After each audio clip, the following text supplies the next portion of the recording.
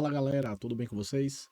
Na aula de hoje a gente vai ver todos os procedimentos, aplicativos, ferramentas, conceitos relacionados à internet, tá certo? Então vamos ver tudo aquilo que a gente costuma utilizar no nosso dia a dia e ver toda a parte conceitual, características, funcionalidades, né? Todos esses serviços que estão disponíveis na internet e a gente precisa ter algum conhecimento sobre eles para fazer as nossas questões de concurso, beleza? Então vem comigo aqui, ó. O primeiro serviço da internet que a gente vai estar vendo aqui é o nosso correio eletrônico. Nada mais é do que os nossos e-mails, beleza? Então, o correio eletrônico ele é um serviço que permite aos usuários trocarem mensagens entre si. Então, toda vez que eu quiser enviar uma mensagem para um outro usuário, eu posso fazer isso através dos e-mails, utilizando correios eletrônicos, certo? Dentre os correios eletrônicos que a gente tem no nosso disponíveis, né, no nosso dia a dia, a gente pode citar o Outlook, o Gmail, o Hotmail, entre outros, tá certo? Existem diversos serviços de correio eletrônico. Aqui a gente cita esses principais, são os mais utilizados. Tudo bem, pessoal? Quando a gente fala também de correio eletrônico, a gente precisa entender que existe basicamente uma divisão desses correios eletrônicos, tá certo? Eu tenho dois tipos, basicamente, vamos chamar assim. O primeiro deles é o webmail, tá certo? Eu tenho um correio eletrônico do tipo webmail e eu tenho um correio eletrônico do tipo local, tá certo? O que é que vai diferenciar um do outro? Então aqui a gente vai ver as características de cada um deles para que vocês possam estar entendendo quando é que eu estou falando de um correio eletrônico do tipo webmail e quando é que eu estou falando de um correio eletrônico do tipo local, beleza? Então vamos lá. No webmail, ele permite, na verdade, né, o usuário ler e escrever e-mails usando o navegador. Então, toda vez que eu precisar acessar os meus e-mails e para que eu possa acessar esses e-mails, eu precise acessá-los através de um navegador, eu vou estar me referindo a um correio eletrônico do tipo webmail, tá certo? Eu posso acessar esses e-mails de qualquer lugar. Basta que esse local que eu esteja acessando ele tenha acesso à internet. Ponto. Beleza? Ele tem uma economia em espaço em disco. Porque como é que funciona de uma forma geral esses correios eletrônicos do tipo webmail? Os nossos e-mails eles ficam armazenados em um servidor de e-mail, tá certo? Que fica, vamos chamar assim, fica na internet, tá certo? Então, toda vez que eu recebo ou que eu envio esses e-mails eles não ficam armazenados no meu computador. Digamos que eu esteja aqui com um notebook em mãos e eu estou enviando e recebendo e-mails. Esses e-mails, né, por serem do tipo webmail, eles não vão ficar armazenados nesse notebook que eu tenho aqui. Tá certo? Eles vão ficar armazenados aonde?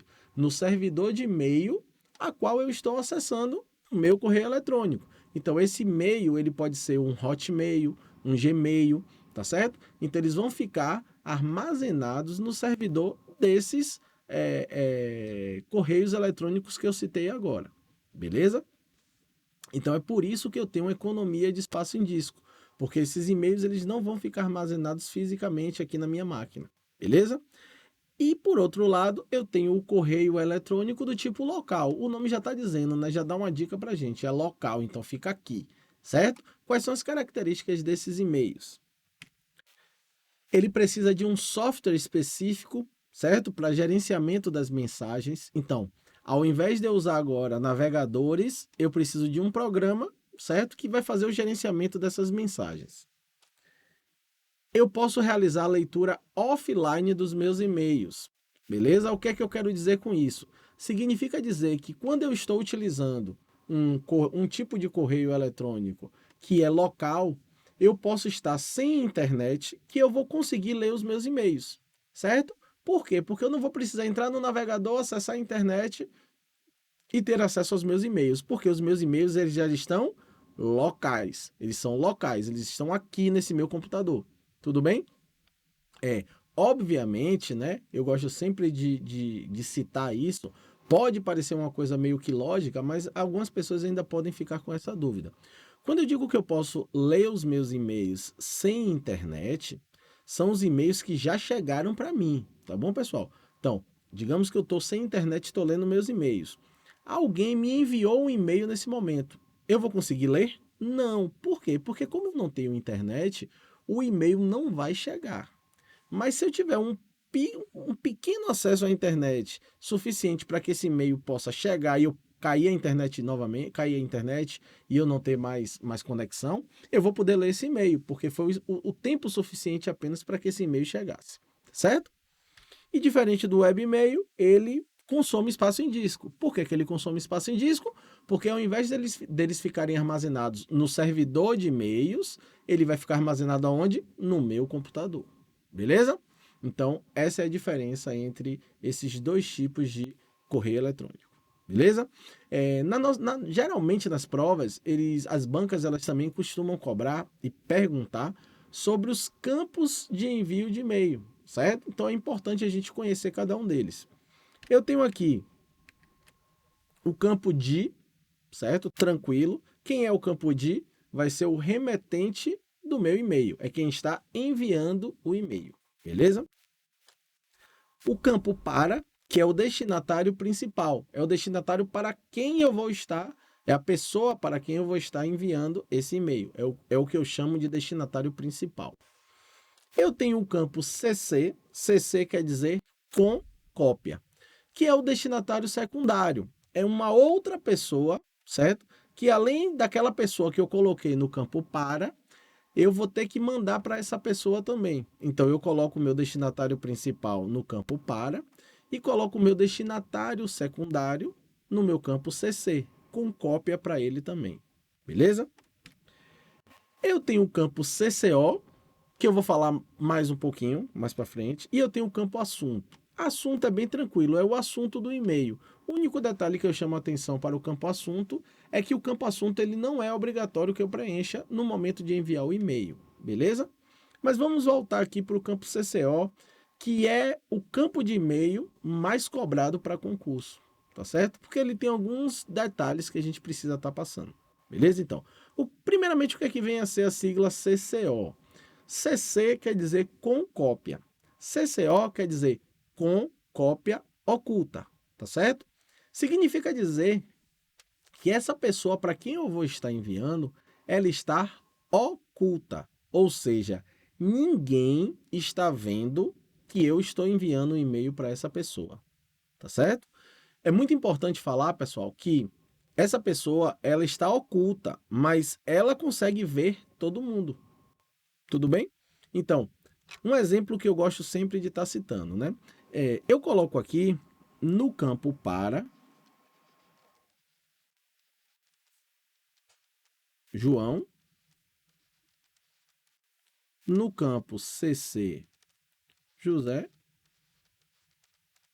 e no campo CCO Maria. E aqui em cima no meu campo de Pedro. Certo?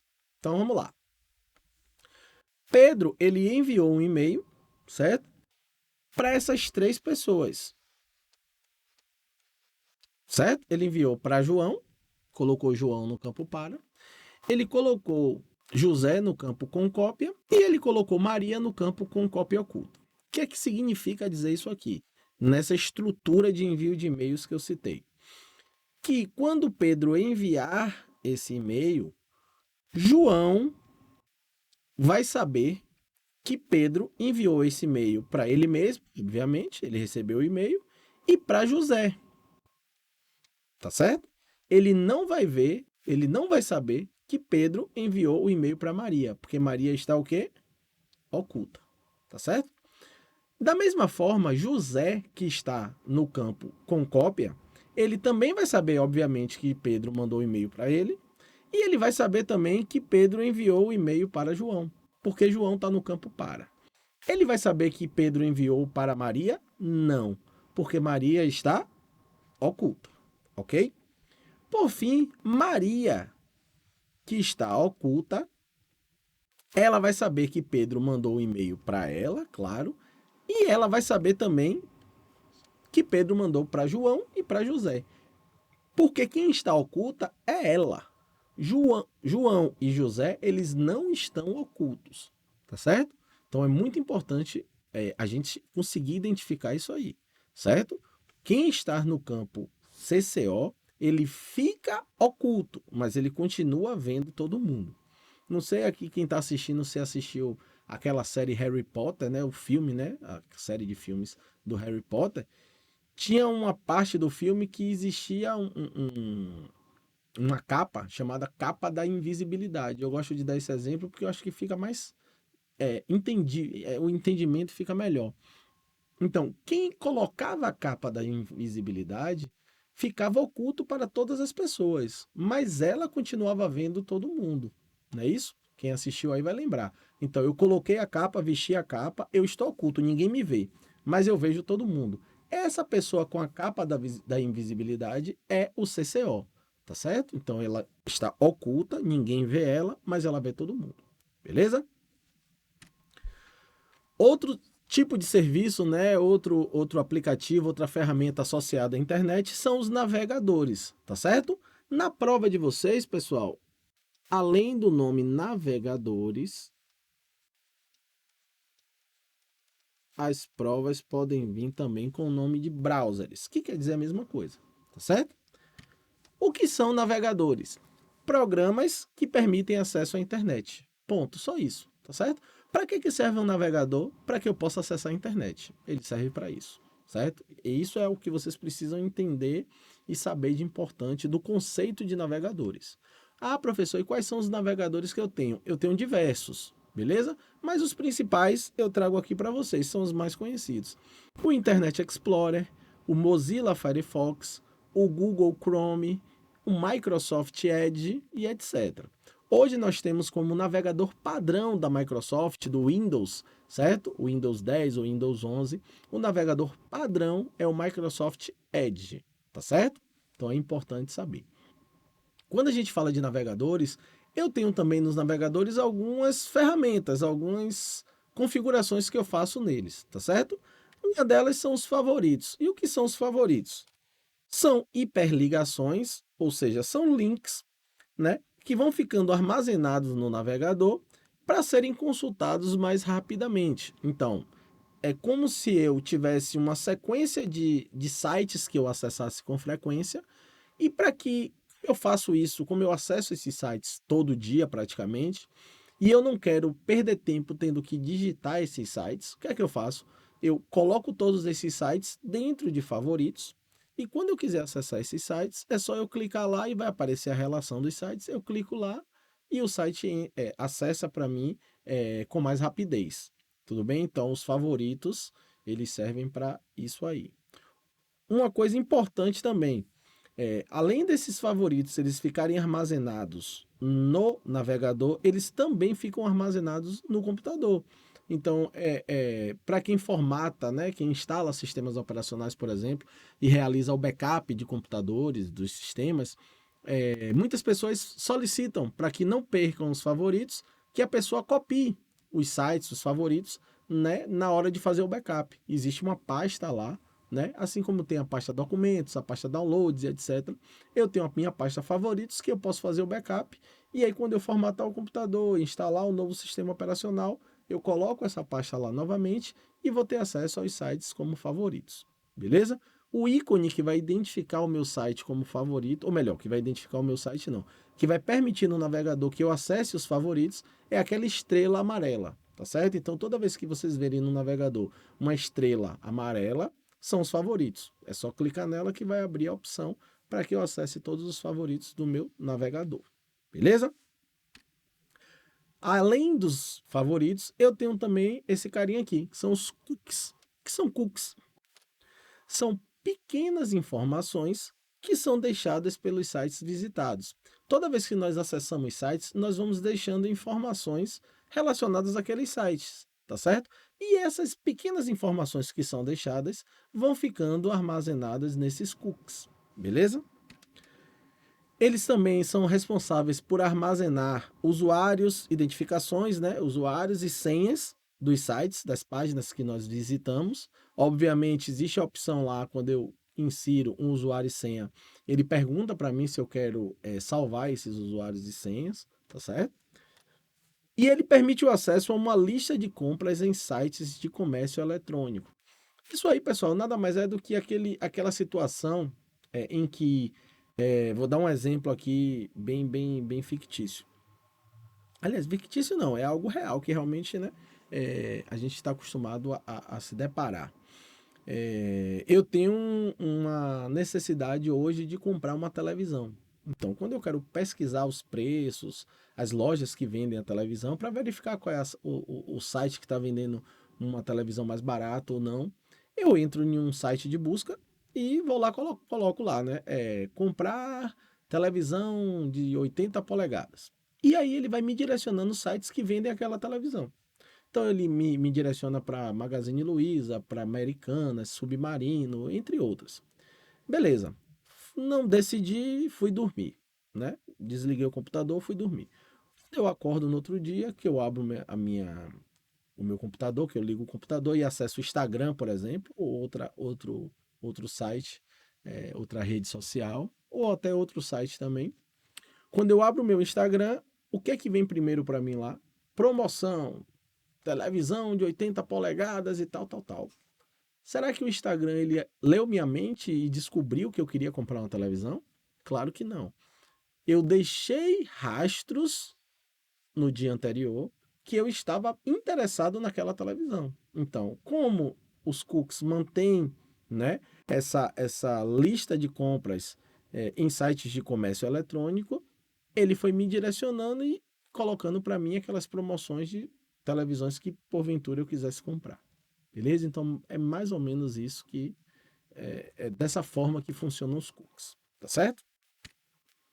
Eu tenho uma outra opção também nos navegadores que é a chamada navegação anônima. Beleza? Essa navegação anônima, ela impede que o meu histórico de navegação seja armazenado pelo navegador. Então, quando eu navego, vamos chamar assim de forma normal, sem ser anônimo, todos os sites que eu estou visitando, que eu estou acessando, eles vão ficando no histórico de acesso àqueles sites. Quando eu acesso de forma anônima, significa que eu não quero deixar esse rastro. Eu não quero que as pessoas que tenham acesso ao meu computador visualizem que eu acessei determinado site. Então eu faço esse acesso de forma anônima, beleza? E aí eu não deixo esse tipo de rastro no navegador, tá certo? Principais atalhos para navegadores. Existem alguns atalhos também que eu consigo fazer para acessar algumas funcionalidades desses navegadores, que eu vou estar passando aqui para vocês as principais, obviamente. Beleza? Então, eu tenho o Ctrl T, em que eu crio, eu coloco, eu crio uma nova guia. Então, a gente chama também algumas pessoas chamam também de abas, né? Então, hoje os navegadores, quando eu abro uma página de internet, os navegadores antigos, né, nas versões antigas não tinha, era uma página ou outra página. Eu não tinha diversas guias, diversas abas. Hoje eu tenho essa opção, uma única janela, eu tenho várias abas. Então, eu posso criar com uma janela N guias ou abas. Então, para eu ir criando essas guias, eu posso criá-las acionando o comando de Ctrl T. Ctrl J, eu vou exibir todos os downloads. Então, eu tenho um navegador que eu vou fazendo downloads de diversas coisas, músicas, filmes, arquivos, etc. E vai ficando gravado ali, guardado ali na parte de downloads. Para eu exibir esses downloads, é só eu entrar e acessar o comando Ctrl J. Ctrl N é uma nova janela, certo?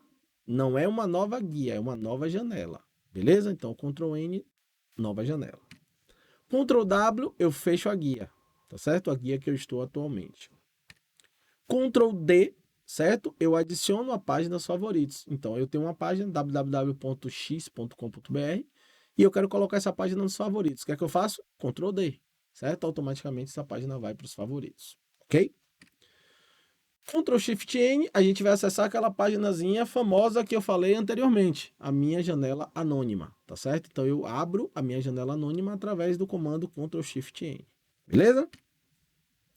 E Ctrl H, eu exibo o meu histórico de navegação. Então, lembre do que eu falei, todo site que eu vou acessando gera um histórico. Eu apertando, acionando as teclas Ctrl H, vai exibir todo esse histórico das minhas navegações. Beleza, pessoal? Um assunto também muito cobrado, um outro tipo de serviço da internet, bastante cobrado em prova, é o conceito de intranet, certo? Então, vamos ver aqui esse conceito, que é bem tranquilo, certo? Prestem atenção nas características e vocês vão ver que a intranet é algo muito simples de se entender. Então, a intranet, ela é um ambiente virtual, beleza? Semelhante à internet, só que ela é voltada para pessoas cadastradas, certo? Pessoas de uma determinada organização, de uma determinada empresa, certo? Ela é utilizada por funcionários e colaboradores de uma empresa, certo? E facilita a comunicação interna. Então, a intranet ela é criada para facilitar essa comunicação interna e para privar aquelas informações para que só as pessoas que são cadastradas, que são funcionários, basicamente, daquela empresa, tenham acesso, certo? Uma forma bem, assim, simples de se entender, né? Como é que a gente faz aqui, ó? Eu tenho um site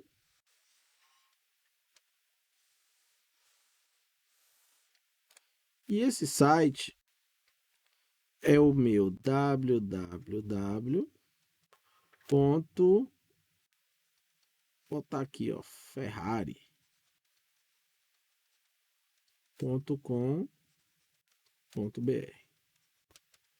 tá certo?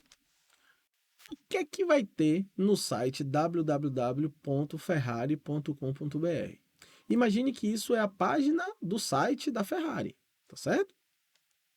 Então, aqui eu vou ter um menu e nesse menu eu vou ter uma aba com carros novos, usados, promoções,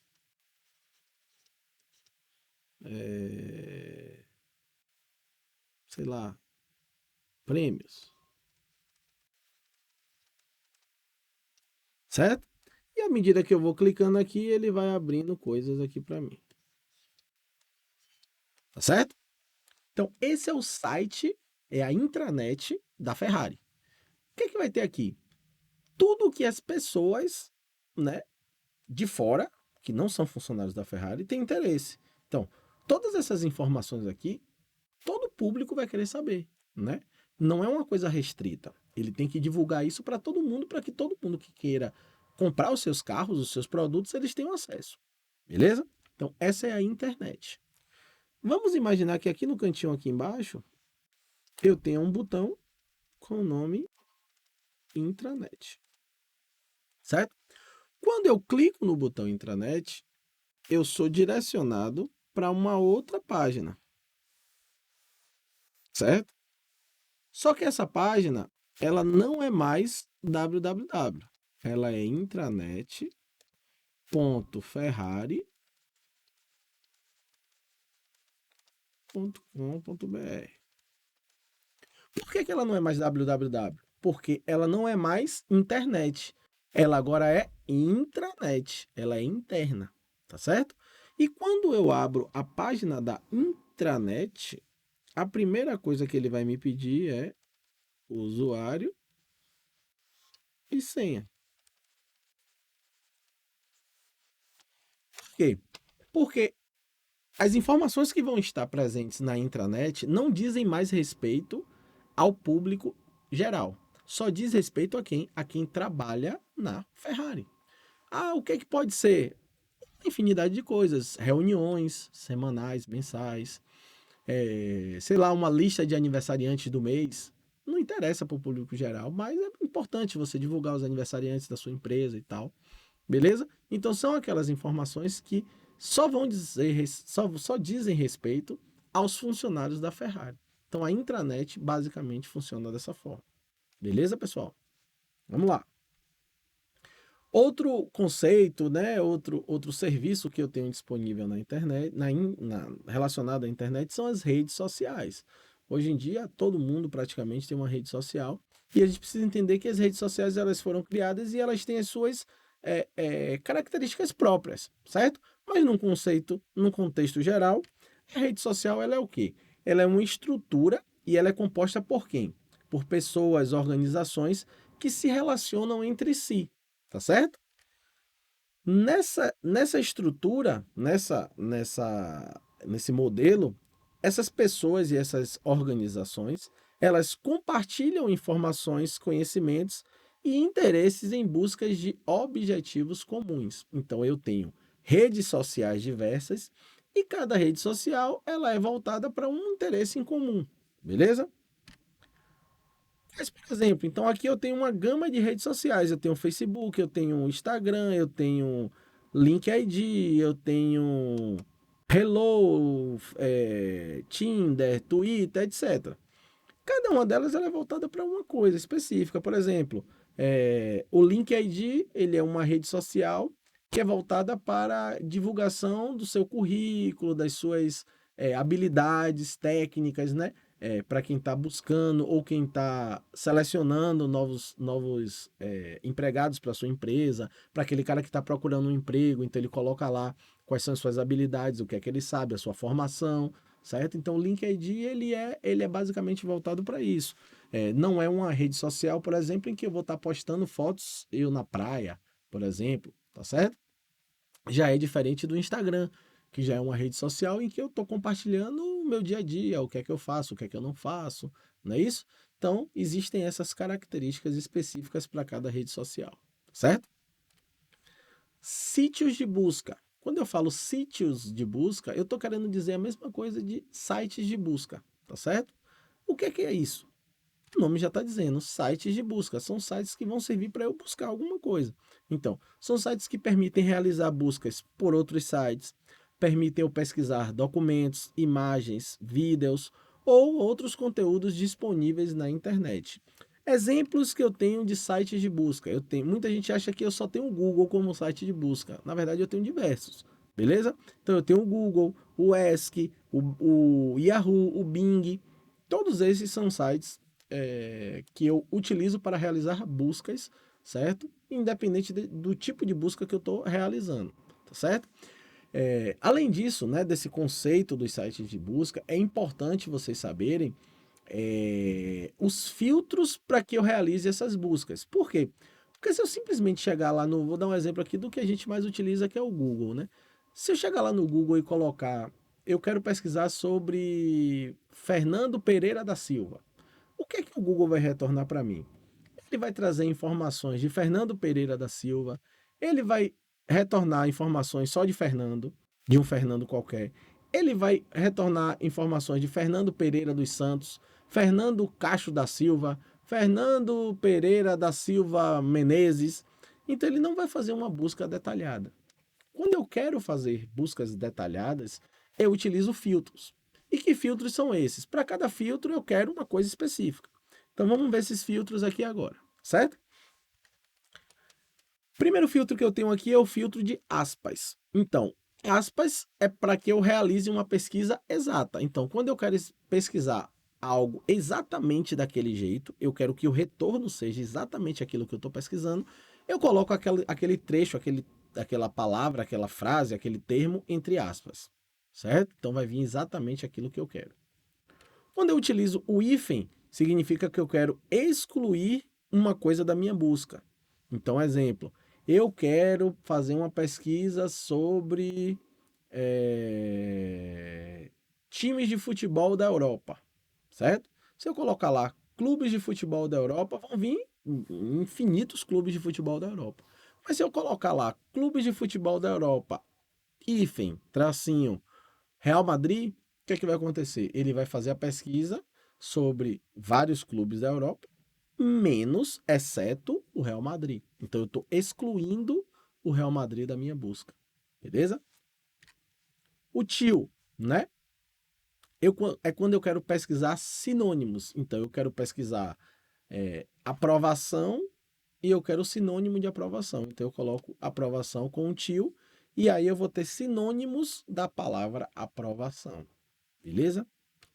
Define, certo? Eu procuro o significado no dicionário. Então eu não sei o que significa aprovação. Então eu coloco lá, define aprovação. E ele vai retornar para mim o significado no dicionário da palavra aprovação. Beleza? File type, muito cobrado em prova também. Esse tipo de filtro ele busca os arquivos de acordo com a extensão que eu quero. Então imagine o seguinte, eu quero pesquisar a música, o áudio, certo? Da música Faroeste Caboclo de Legião Urbana.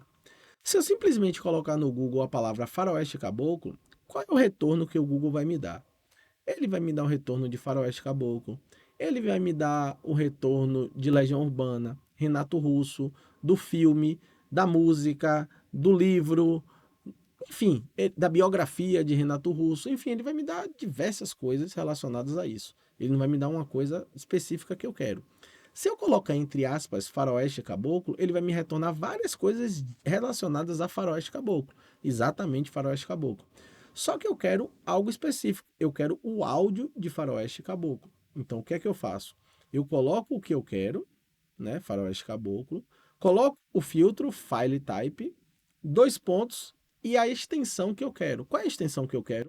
MP3. Então eu coloco dois pontos MP3, certo? Se eu quiser pesquisar arquivos em PDF, eu coloco lá o que eu quero, o conteúdo que eu quero pesquisar, file type, dois pontos, PDF, certo? Então é dessa forma que ele realiza essa busca. Então o nome aqui é justamente por isso, ó, file type, tipo de arquivo.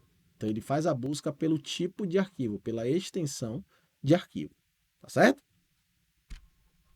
Além disso, eu tenho os dois pontos, certo? Dois pontos que eu falo é aqueles dois pontinhos de um para outro. Ele vai procurar em um intervalo. Então, digamos que eu quero pesquisar alguma coisa entre o ano de 1980, ó, dois pontos, 1990.